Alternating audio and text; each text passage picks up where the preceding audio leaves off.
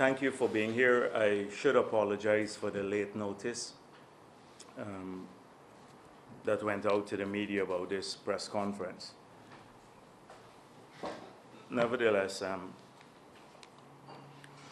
as is usual, I wish to start with a few things that the government has, through its spokespersons, made public in the past week.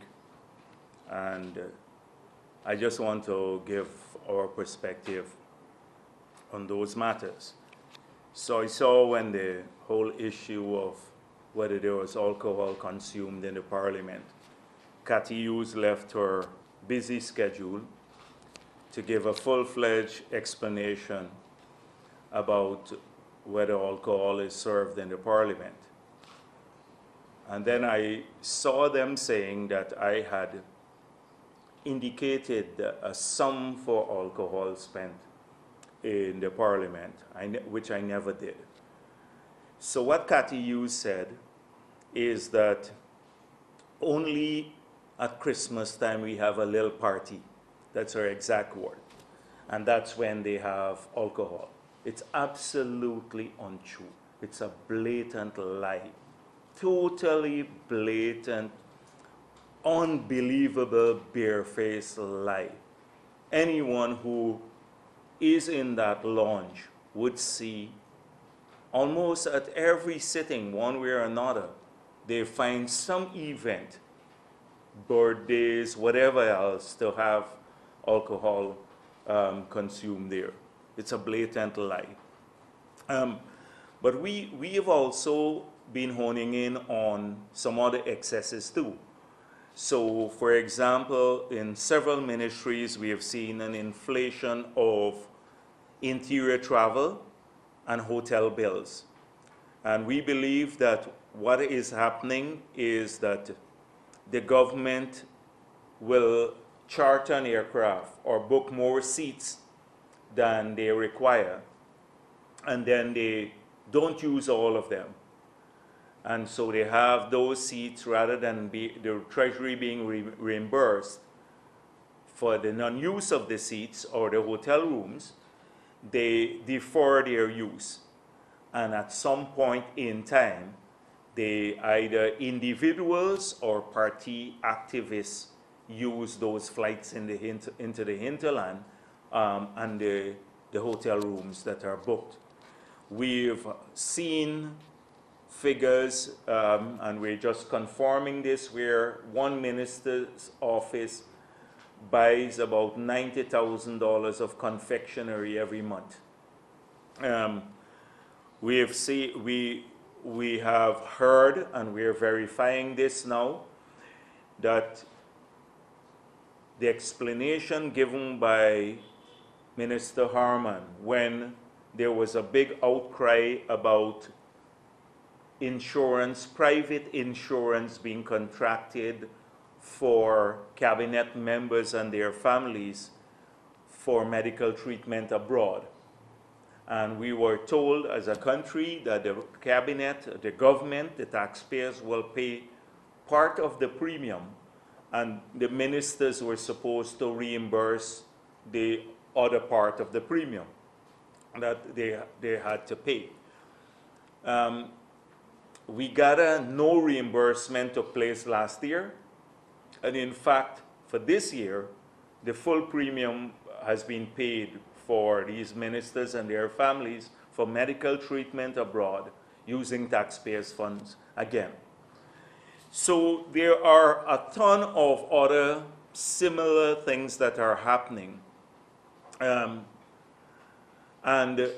the alcohol use in Parliament is the tip of the iceberg.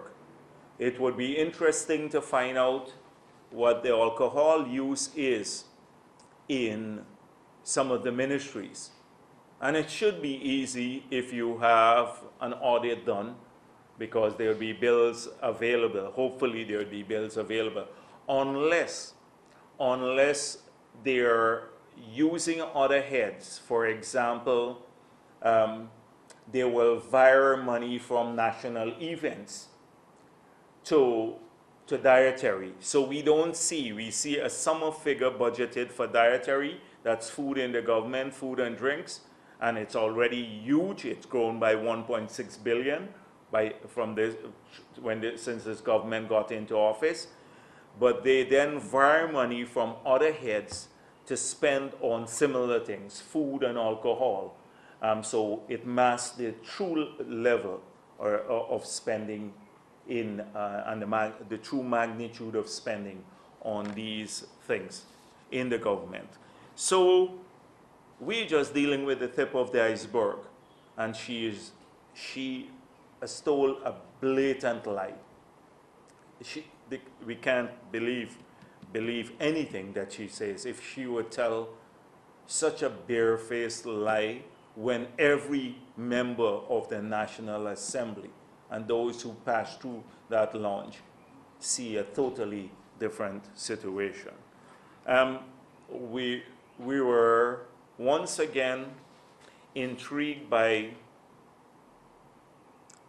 the secrecy that seems to exist with Gaisuko. So we've had this big issue with the board, the saga of the non-appointment of the board running for a long time. Then we've had contradictory statements from government. We've heard Harman said they're paying the severance. We've heard NISIL through SPU saying they're borrowing $30 billion to restructure the industry. And then we saw Gaisuko saying they have not received a cent as yet. And then a response from NISIL saying, we gave you $2 billion. So clearly something is wrong if the CEO of Gaisuko, the acting CEO, doesn't know how much money they've received from NISIL. And this begs the next question. What has happened to the remaining 15 billion that has been sitting in the account for a long while now, since it has been raised? What is it being used for? Because we have not seen any statement from NISIL regarding the future use of these resources, bearing in mind that we are paying interest on this large sum of money that was borrowed and is just sitting in an account. So this mirrors the incompetence of the government that we see in so many other places. It is only a totally incompetent government will operate like this. We have seen Mr. Patterson saying that he will explain the breaches to the cabinet. There is nothing to explain to the cabinet. The constitutional body that has been put in place through bipartisan cooperation has investigated this matter. They have pronounced on the matter that there was a breach of our procurement laws by the minister and a blatant breach of the procurement laws. They, bypassing the NPTAB, the cabinet in itself being part of the breach of the laws by giving approval to a contract when it has no authority under our laws to approve contracts. And now we're going to hear about some explanation that Patterson would give to the cabal of his friends in the cabinet, and then they will say he acted properly. We've heard another lame excuse that there was urgency to build a bridge. That's why he couldn't retender as recommended by MPTAB. So this matter, as you know, has been sent to the police, and we expect that the police will treat it appropriately. But given what is happening in the police force, at least in the leadership of the police force, I have grave misgivings about whether this will be treated fairly. We have seen an incident which took place at the Georgetown Club just a few nights ago, an after Congress event at the Georgetown Club that led to a massive amount of vehicles being damaged. Many of them may be state vehicles. People were injured. From the report we got that ministers fled the scene while people were even pinned to the post and the gate. They fled the scene, and a total blackout from the police. They will put out a statement almost on a routine traffic accident.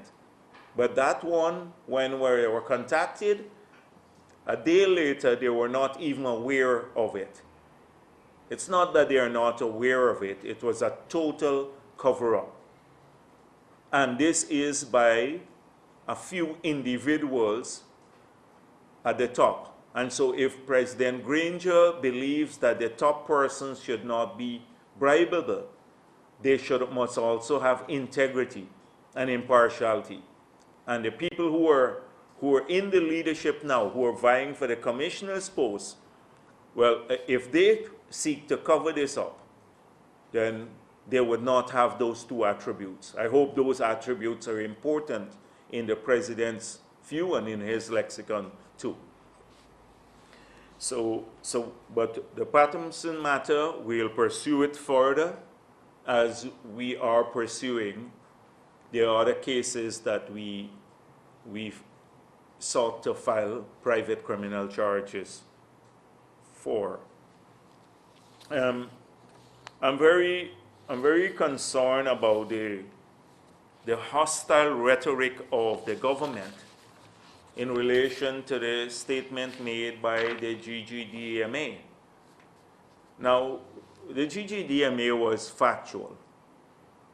It spoke about the state of the roads, it spoke about taxes to its constituents, it spoke about the harassment of minors, about the corruption in the sector, the bullyism, etc.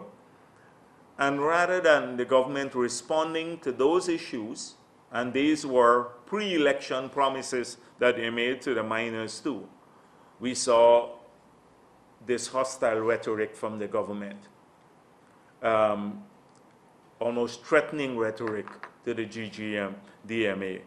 So we urge the government to pay attention to the issues raised by the miners.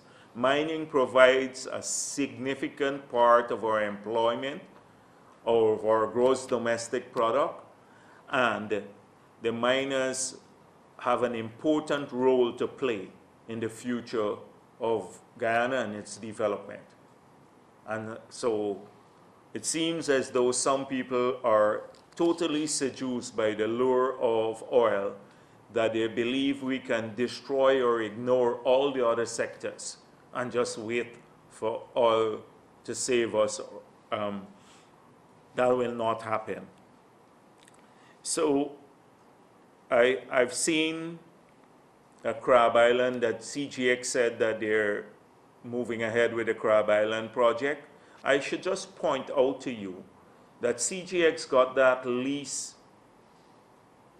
eons ago, ages ago. And they're supposed also to be drilling ages ago.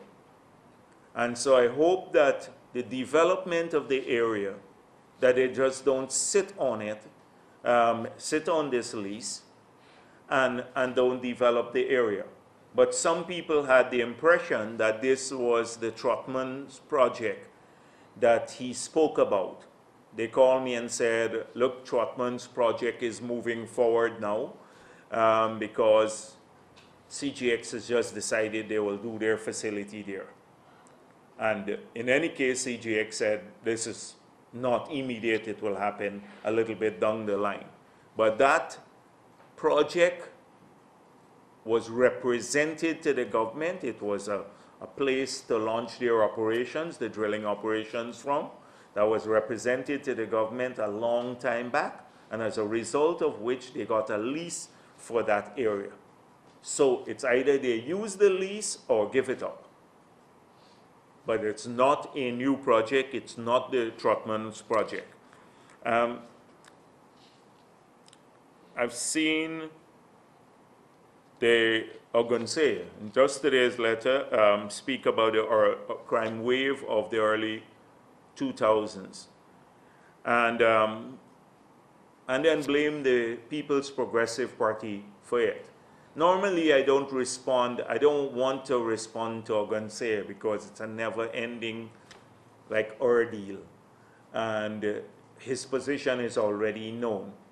And the position is that a few of these WPA activists will have sold their souls and their history and the struggles led by Rodney down the drain for cushy jobs in the government. And so the Ogunse says that we are responsible for the crime wave. And if he only were to read another leader of his party, UC Kwayana, who wrote about how the community was taken over by criminals, that is Buxton, much to the concern of the residents of Buxton, because they were being harassed, the girls molested, some raped, families threatened in Buxton, how they were taken over by a bunch of criminals who were described at that time by the political opposition as freedom fighters, and who were supported openly by many central figures in the PNC at that time who used to visit the community. So Kwayana wrote about this extensively, but of course Ogunse forgot about that. He blames the PPP for it now, that history, and talk about how many policemen were killed. Yes, the policemen were killed in operations to free that community and free the country from criminals. And then often we had celebrations when policemen were killed, with many opposition figures attending those celebrations. And so that's the history. And people like Ogunse now, they're rewriting the history of Guyana to make it look favorable to the PNC. Why do you think that President Granger is unwilling to do a commission of inquiry into what happened over the entire period, from the escape of the five to their apprehension or their death, and what took place in between? He cherry-picked Lindo Creek because there was an accusation by many PNC officials that it was this disciplined forces that killed the individual, and Feynman confirmed that. So he started with the accusation, the belief he believed the criminals ahead of our security forces. But where innocent people were killed in other places by the same gang, which is in Partica and Agricola and at Lusignan and many other places, he's unwilling to move forward with that inquiry. Well, we'd like to see, since he believes in all of these inquiries, that to do a comprehensive one. That is what we call for. And we're prepared to participate in writing the terms of reference. We can do it together, and then we'll find out the truth. So Ogunse was just singing for his supper. we've seen a proliferation, let me just make it clear, a proliferation of international organizations now who want to get in on the act now that Guyana will become an oil producer. And each of them would sell their specific expertise and advantages as to why they should be the ones who are collaborating with us. So I've just seen ExxonMobil giving a grant to the University of Guyana's Conservation International, a substantial sum of money, $10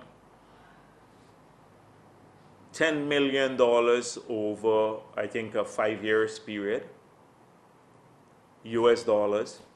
And now I see that CI and the government of Guyana, they're hosting an activity on the Sovereign Wealth Fund.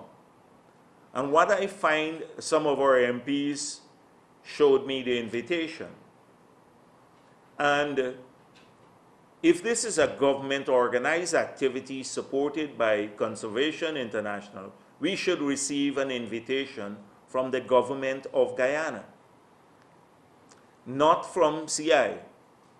But it seems as though CI has, at least the local part of CI has become another arm of the government of Guyana in doing this sort of thing. So we're very concerned about that. We're very concerned, and I want to make it clear, we're not going to attend any of those activities at this point in time. And we've seen others too. I don't want to name them, but we are very offended that CI would invite our MPs when the government doesn't. And it's an activity organized by the government and CI together. There are a couple of things. Most likely you will ask me about the visit of the US congressmen who are here. So we did not meet with the congressmen. There was no request for a meeting. But what I find odd about the entire visit is not just the secrecy, which is deplorable in itself, but when Harman spoke of this visit, he said that he and the government had learned of the visit from Mr. Trotman. And if you go back and check the newspapers, even this morning I checked it carefully, I think it was the Starbuck News, once again, I saw it twice reported that Harman said that they had learned of the visit from Trotman. Now, a visit of this nature, I expect, would be planned with our embassy in Washington. I do not know whether they were informed. A visit of this nature should be planned with the Ministry of Foreign Affairs. They are interlocutors with the rest of the world and with foreign governments. Don't you find it strange that Minister Trotman was the person who was the interlocutor here, and that the government of Guyana learned of this visit from Trotman? And that the first call was a meeting with Trotman, from what I gathered, who is no longer the minister responsible for that sector, the oil and gas sector. That raises a lot of concerns for me personally. It's a big concern. I do not want to speculate about the nature of the visit, because the United States of America looks after the interests of the United States of America. And their representatives, no doubt, have come out here to look after the interests, short-term and long-term interests of the United States of America. This is perfectly understandable. And we, in the People's Progressive Party, we support solid long-term, short-term and long-term engagement with the United States of America because we believe that our destinies are intertwined. Nearly half of our people live in the United States of America, some illegally, some as permanent residents, and some as citizens. And any government would have to have friendly relations with the United States of America because it's dictated by, even if and nothing else, by the people-to-people contact between these two countries. We share a lot of the US's philosophy and ideals about free, open government, a free press, etc. So we will support any engagement with the United States of America. But what I find particularly unappealing is that the US may have its reason for wanting to keep the visit quiet and just a short visit for security reasons or whatever else. What's our government's reason for hiding the visit from us, not allowing access, not even giving a statement? Because before these visits are made, they would tend to telegraph what they want to discuss, the delegation that's visiting, so people are prepared. But our government, all we heard is that the government learned of this visit from Trotman, nothing else. Now, we have seen one case where secret negotiations, secret incompetent negotiations led to the selling out of our interests through the signing of a contract that most of Guyana believe that is stacked heavily in the favor of ExxonMobil. We are very worried about all these secret engagements with the government of Guyana and in an open society like ours. So even Moses Nagamoto, who wrote In My Turn, didn't know what he did. He was not included, unfortunately, poor chap. They didn't include him in the visit, and he said it's about oil and gas. I've been reading elsewhere that it could be about the Venezuelan situation, and that may very well be what was discussed. But if that is the case, then why go through Trotman? And why, and especially now that he no longer holds the portfolio for that sector. So there are lots of questions that will be raised about this visit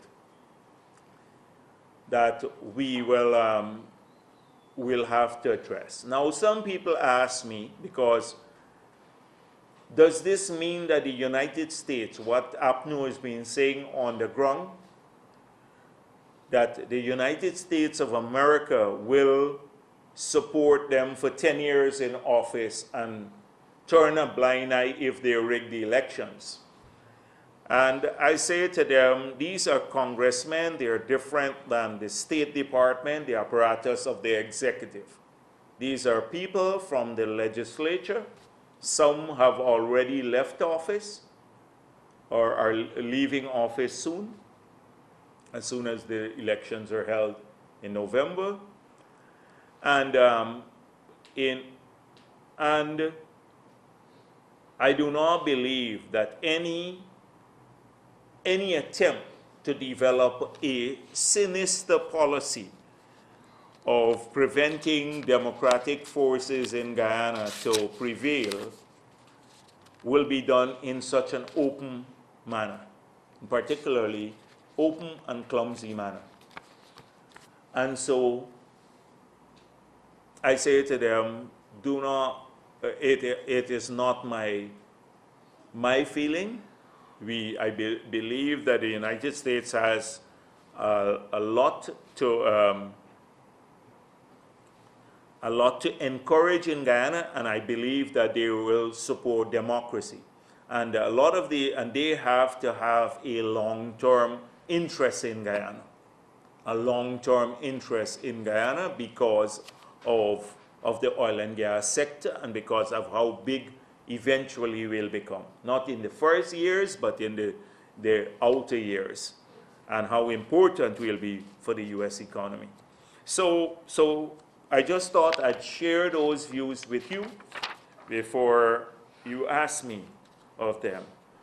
I hope that, I said it last week too, that the president would stop giving these general kind of responses when he's asked specific questions. So again, to the teachers, are you going to improve the offer on the table or not? Not another study. Not another study, not another committee, not another consultant. That is what the teachers are saying. We have waited several years for this to happen. Our patience is at the end, and that's all they seem to be offering. Now, if you ask me about the PNC Congress, I'm sure that will come up too. And so I want to preempt some of the questions that may come up from the media. Now, it seems as though the PNC has had a successful Congress, and now that the campaigning is over, we've had the results of this much anticipated election that they had for the chairman of that party, the PNC. Now, I don't know whether the chairman will go on to be the presidential candidate, because that's not certain. But what I do know is that not a single one of the three persons who contested commanded a majority of the delegates. And that's in an extremely weak position to be in and to move forward in. If you use the 816 delegates who voted, Valda Lawrence would have gotten 42% of the delegates who voted, Harmon about 35%, and Basil Williams 22%, somewhere around that. So none of them crossed the 50% threshold. That's one. If you use the statement from the PNC, which said that over 1,000 delegates attended the Congress, it meant that only 816 voted, or thereabouts. It meant that a full 20% of the people who went to the Congress did not vote. They refused to vote. And if you look at if you calculate what Valda got on the basis of the attendance of delegates or votes, then it's under 35% of the delegates who attended the Congress voted for Valda Lawrence. So that's an extremely weak position to be in as a leader or the chairman of your party. So that's very important to me. I was looking through it and to see, I thought you'd have a more clear differentiation. And I suspect that a lot of this outcome was caused by the campaign on the ground. And so I want them to go and say to their own members now, when the PPP says that we have massive corruption in government, that some of those people and their teams, the three candidates for the chairmanship of the party and their support teams were saying exactly the same thing that we've been saying on the ground about each other. Who is corrupt and who is more corrupt than the other. So now, that's what they have to tell the PNC delegates across this country. We're talking about not whether any of them is corrupt or not, that is what. But it seems as though the level of corruption, that is what was peddled in their campaign about each other. And so that is extremely damaging at that level. Secondly, a significant part of what Valda Lawrence did, and she got probably a third of the delegates who went there, who she spoke about returning the PNC to its members. Well, implying that it was captured by someone else. And who has captured the PNC? If anyone has. Is it Granger? Is it Harman? Is it Basil Williams? Who is she speaking about? And then I saw young people again being used as props. Nice photo opportunities with young people. We saw that before 2015. A lot of young people in all these wonderful ads that they had. They had a lot of money. They created great ads with young people talking about their future and jobs and lots of hope. And that the moribund PPP at that time, you know, that's what they were saying, it was all falling apart. And then the young people suddenly disappeared from the scene. And they reappeared when there was a need for them to change their image. So all of the candidates started taking pictures with young people once again. And the outcome of the elections and their central committee now, that I don't know if they call it the central committee over there, but we looked through the names, and the majority of the people there, overwhelming majority, are people over 60 years old. Overwhelming majority. So once again, within the party and elsewhere, young people were just used as props. Good faces, if talk about the future, it's good to talk about that rhetoric. Contrast that with the government that we ran, how many young people were in it, how many young people attended our Congress, how many young people got into the Central Committee of the PPP, how many young people got into the EXCO of the PPP. And so you will see the difference there. And then we saw the president in his usual self give a long speech. And I must say something, if we do not speak about this often enough, although I'm getting tired of doing this, but we have to keep doing it because somehow somebody may believe the rhetoric of the president. But so the president says, and I'll choose selectively from his speech. If I have to take this speech apart, I need like a day and a half to talk, just to talk. So the president says financial mismanagement in the public sector was rife. The Guyana Sugar Corporation was bankrupt and required bailouts, which drained the treasury of more than $30 billion in 3 years. He didn't say that in the 3 years that he was there in office, the subsidy was over $30 billion. And for the preceding the 7 years before that, we had not even spent $30 billion in subsidies. However, and he didn't say that the gold board in the first 3 years lost close to $47 billion, twice the size of the Gaisuko, the factory that we built there. 2 times more the losses at the gold board were there. He then said the rice industry had to be supported with $4 billion to pay paddy farmers owing to the mismanagement of the Petro-Caribbean Fund. A total lie.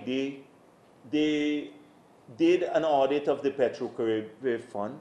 Not a cent is missing. They didn't have to give no money to the Petro-Caribbean Fund. In fact, it was money that is there from the rice proceeds. The problem came about when Venezuela stopped importing the rice. It's another lie. The national insurance scheme was reeling from involuntary indebtedness and required an injection of $5.4 billion.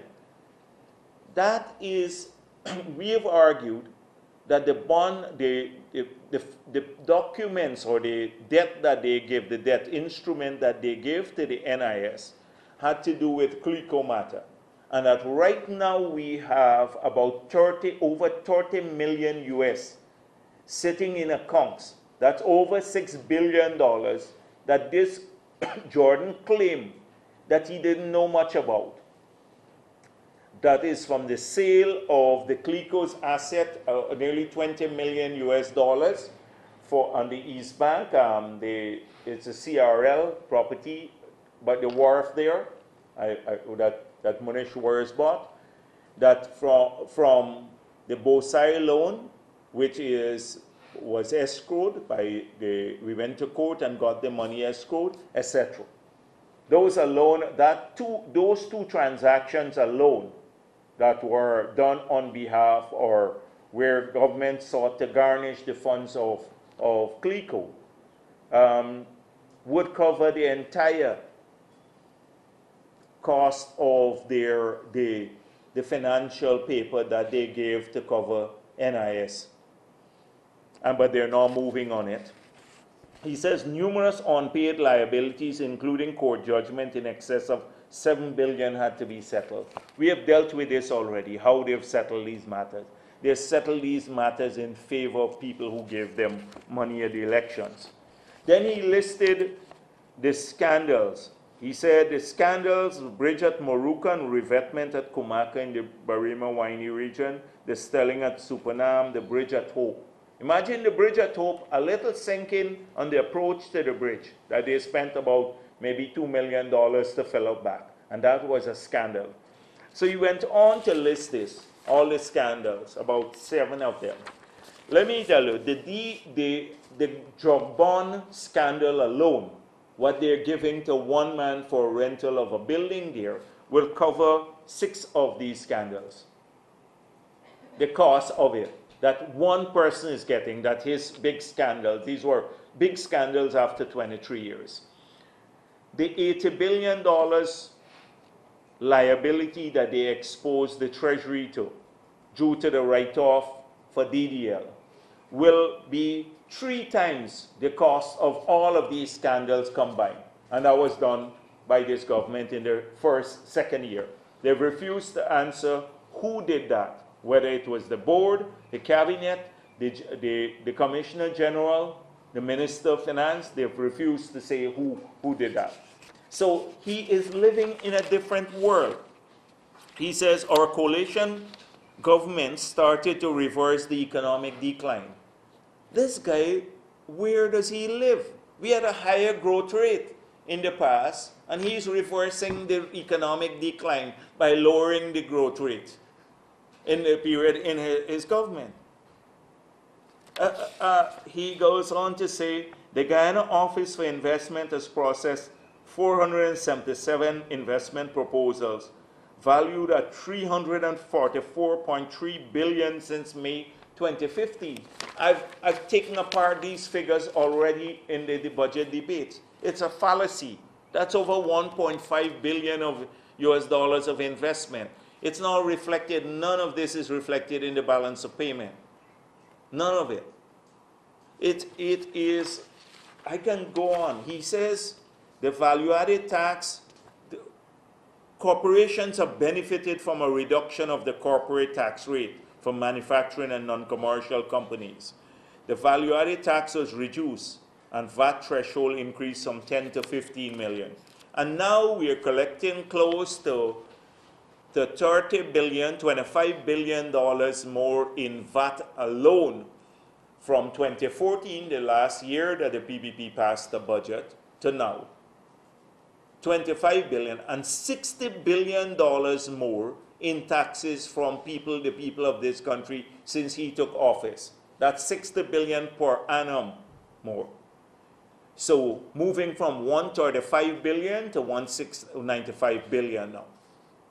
And he says that he's established a Department of Energy that will provide some organizational, operational, legislative, and regulatory framework will be put in place to manage the sector. That's the oil and gas industry. We're nowhere closer to that. That will take another 20 years. I can go on and on. He is totally. We are mainstreaming youth development. We have promulgated a national youth policy. So they have a national youth policy now. And we must all be grateful. The young people of this country must applaud President Granger when he goes out because he has now passed a national youth policy. So that's all they have done. And he says the policy aims at accelerating youth involvement in decision making, improving their social, emotional, and cultural skills, and producing an enterprising and educated workforce. They're losing jobs like crazy. There are no new jobs in the economy. But his youth policy is, we must be grateful for that. Our coalition government has reinvigorated the system of local democracy, and now they're gerrymandering boundaries. We have given out 3,695 house lots. So that's what they gave out.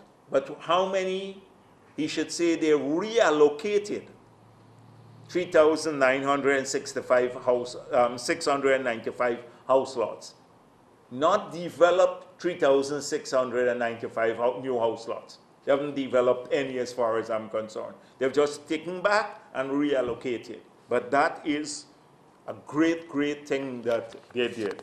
He said the development of the Linden-Lethem Highway are futuristic projects. They haven't done the feasibility study, although the minister pointed out they're going to start that since last year. The feasibility study will influence whether we get the money or not from the British grant. But that feasibility study has not been done. In the meantime, the road is impassable. He says the erection of a new modern bridge across the Demerara River, and they've just been caught with an illegality in the award of the contract for the feasibility study. This is how divorced the president is from reality. And I can go on. His speech was just the same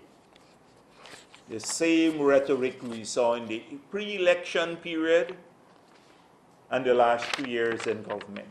Just talk about great things that they hope to achieve when the reality on the ground is very different. So I believe that the delegates, I hope that the delegates, and I'm sure who attended the PNC's Congress, that they will see that this is all hype and rhetoric, because they live in communities across the country. And they know the sufferings in those communities, whether it's from the hinterland or West Coast Bobbies or here in Georgetown or the delegates from Linden. They live there, they hear people every day, they walk, they go to the markets, they go to the shops, they travel in taxis. By the way, the fare would increase too, more pressure on cost of living, so they live in Guyana.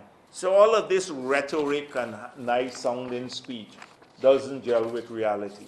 And that is what this government is about. Fake promises, another set of, and the oil, and about us getting large sums of money every day in our bank accounts is another set of fake promises. Thank you.